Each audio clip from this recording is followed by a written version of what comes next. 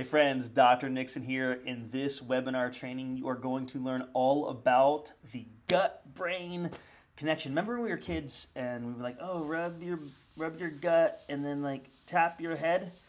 That's the gut-brain connection, really simplified. But we're going to talk about the vagus nerve. We're going to talk about the gut-brain connection, parasites, parasite cleanses, how the vagus nerve, VAGUS, not Las Vegas, vagus nerve goes from your brain to your gut and helps to regulate serotonin, melatonin, dopamine production. The vast majority of your serotonin is made in your gut. So listen, my name is Dr. Nixon, by the way, if I haven't met you yet, holistic chiropractor here in Winston-Salem, North Carolina, and also doctor of functional medicine. I really hone in and specialize in gut health, also hormones, methylation, and mycotoxins. But when it comes to gut health, there's so many things it's connected to. Your brain, your immune system, inflammatory pathways, things like autoimmune diseases are connected back to the gut. But we're going to focus in on what to do with gut-brain connection for people who are maybe experiencing things like anxiety, things like depression, brain fog, low energy, and fatigue. You can change your gut to change your brain.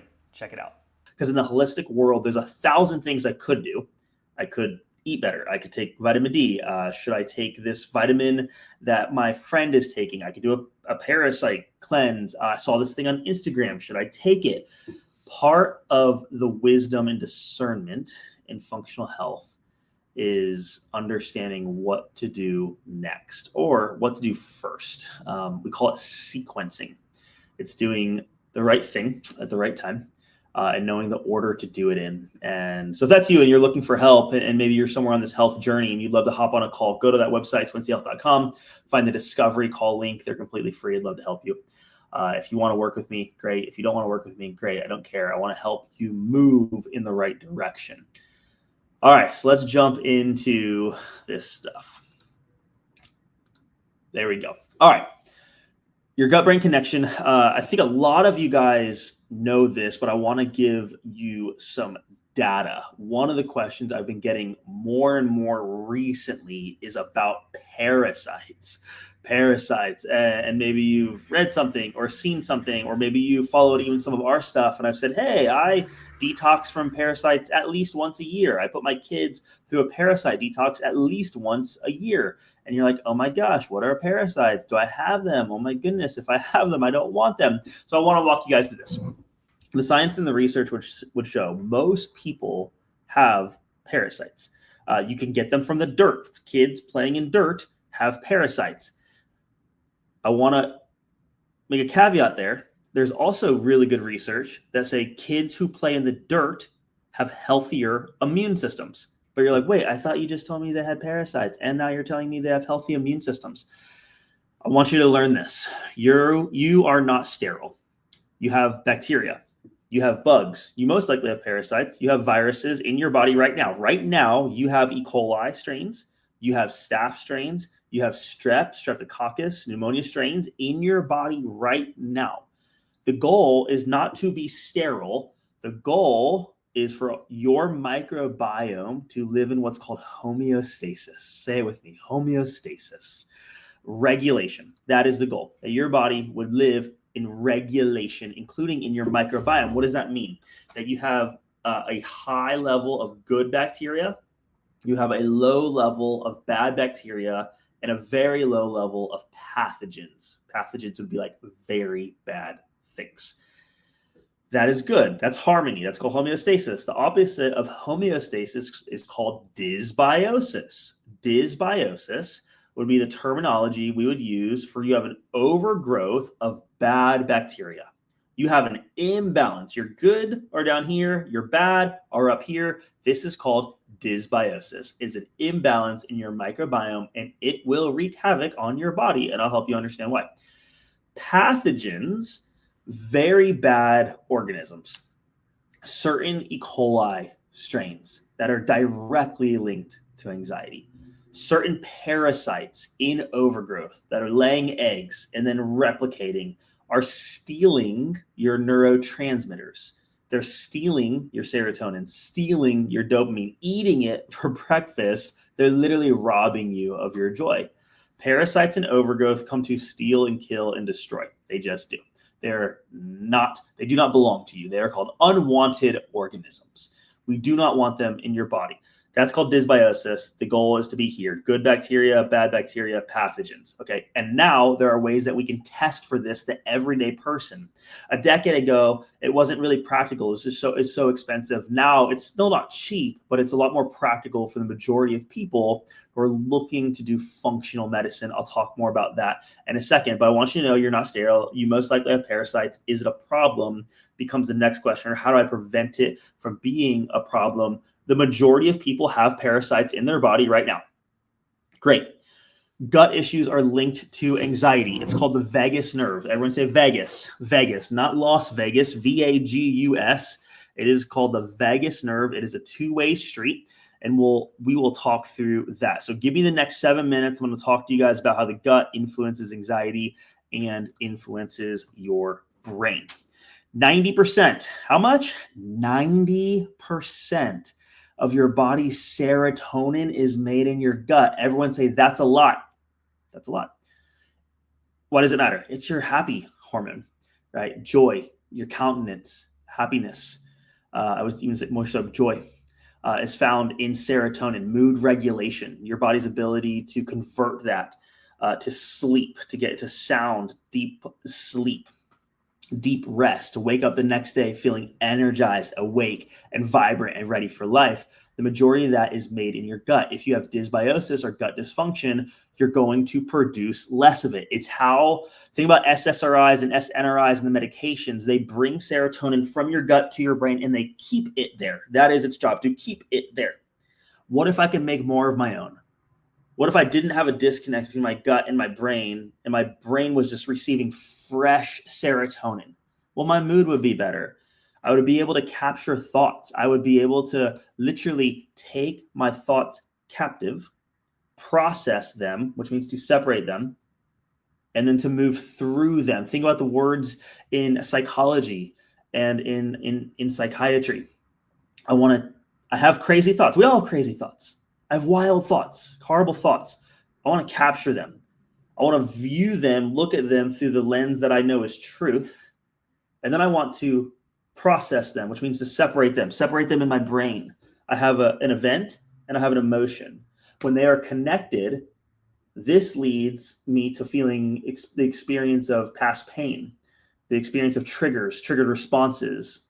PTSD would be an extreme example. But if I can process them, to separate them, I have the memory and I have the emotion, but now they're not directly connected. This is called processing, and that connection starts between the gut and the brain. A healthy gut leads to a healthier brain. Let's keep going. So here's a few things that I look at with my patients. I'm going to show you guys some testing here in a second. We look for parasites. We look for pathogens. There's some overgrowth of staph, overgrowth of strep, E. coli, specific E. coli strains, and parasites. There's a lot of different versions of them will cause damage to your digestive system and to your brain. The impact of processed foods. You guys know this. Processed foods are not real food. They cause inflammation. Neurotoxins would be your things like red 40. Red 40 is an excitotoxin. It goes into your gut, affects your brain.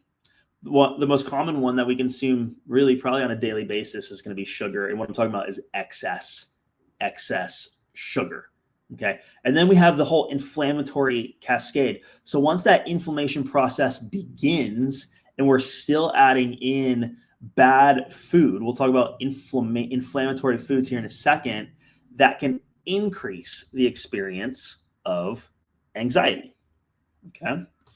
So now we know there's a huge connection between that, but it usually starts as gut pain. So if you're someone who experiences gas or bloating, swelling, pain, I have patients who they can drink water and they're like, oh my gosh, I'm bloating. I have patients who can work out and they're like, oh my gosh, I'm bloating, I'm burping when I'm working out. Oftentimes that one's connected to SIBO, S-I-B-O, small intestinal bacterial overgrowth. Other patients will feel it as weight gain. Other patients will feel it more in their brain the experiences of anxiety or mood swings, or they're having a really hard time digesting before bed and having a really hard time falling asleep. These are really strong indicators of digestive problems connected to the brain. So what we look for in gut testing, and there's several ones out there. I'm not here to sell you a gut test. There are several different ones. Dr. Data has a good one. GI Mapping has a good one. Gut Zoomer is my favorite one. It's the one I use from Vibrant America. It has the highest 99% specific and 98% sensitivity rates. So you know that you're actually getting the data that you're looking for. It's a DNA test of every single thing in your gut. But what we're looking for is parasites, candidas, bacterial overgrowth. It'll also tell us all your inflammation levels, where your enzymes at. There's also good things. Your body has good bacteria. They're called probiotics. You can actually figure out, are the probiotics that you're taking the right ones, right? For a long time, we would just guess, right? Like, hey, probiotics are good for you. And so we try them, and some people would feel better and some people would feel worse. And we would be like, oh, I don't understand why you're not feeling better. It's because we're probably not doing the right thing. Well, how do I know how to do the right thing? You test. Okay. Leaky gut. That's another big one. We call it intestinal impermeability. There are tests now on the market through stool samples that will tell you if you have a high level of what's called zonulin, anti-zonulin. That is the best predictor in test to diagnose or to find out if you have leaky gut. Gluten sensitivity is another one. That one's called anti-gliadin. Am I sensitive to gluten, and how much? How sensitive am I? Should I actually go gluten-free? Is that going to be the most helpful thing for my body? You can actually find out the answers to that doing this gut test. This is the 3 steps I walk my patients through. Number 1, we're going to remove. And there's a little bit of nuance in here. Not everyone follows the same cookie cutter protocol at all. Gosh, they're all over the place. So in general, this is what we look at to walk through our patients with. So number 1, we're going to remove. If they have pathogens, we want to get rid of them. If they have parasites, we want to remove those. If they have excess bad bacteria, we're going to get rid of that because those guys are causing inflammation. Those guys are stealing your neurotransmitters. So we use natural products, natural antibacterials, antifungals, antivirals. There's a lot of good ones on the market. We do it specifically for the type of organism we are trying to get rid of. Things like biocidin, artemisinin clove, products from BioRay are other good ones that we'll use. For fungus, I like systemic formulas. A lot of different ones. Colloidal silver is a pretty broad spectrum antibacterial, okay? Then we're going to go through a healing phase. In this phase, we're healing leaky gut. Oftentimes, we're replacing enzymes. We can also use enzymes to kill pathogens as well. Butyrate. This is a big one. Butyrate is a postbiotic. What does postbiotic mean? It's the thing that the bacteria produces. Is a postbiotic. Butyrate is one of them. You can take butyrate as a supplement. You can also take the organism that makes butyrate. It's called butyricum. That's the better version, in my opinion. We'll support stomach acid. If someone's dealing with acid reflux, you have to balance the pH and the hydrochloric acid in their body. We'll walk through a healing phase in step 2. Step 3, then you add in good bacteria. Step 3 is when you add in good bacteria. I'll tell you, doing this for years now, I think this is the most common issue that I see. When patients are at home and like, oh, I feel bad, I'll just take a probiotic. And if you take a probiotic and you feel better, cool. A lot of times patients will jump to step 3 before they do step 1 and step 2. And then so they take a probiotic and they feel worse. That is a really strong sign. If you take a probiotic and you feel worse, I would absolutely figure out how to get a gut test. Because there's a reason why you're feeling worse. And a lot of times the answer is because you're feeding that good bacteria to bad organisms. You're just feeding the bad organisms. All right, so that's where we'll add in even fermented foods. The kimchis, the sauerkrauts, Bubby's pickles, spore-based probiotics. I like Megaspore for that. Megaspore also helps kill mold mycotoxins. So I really like that product as well. So we'll walk through the 3-step process. Here, I want to give you guys a glimpse. Check this out. So I just took some screenshots from a handful of our patients here. I took all the names and everything off there, but and these are all shared with permission. But these are all examples of bad organisms that we find. EPEC right here, EPEC. This is a type of enteropathic E. coli.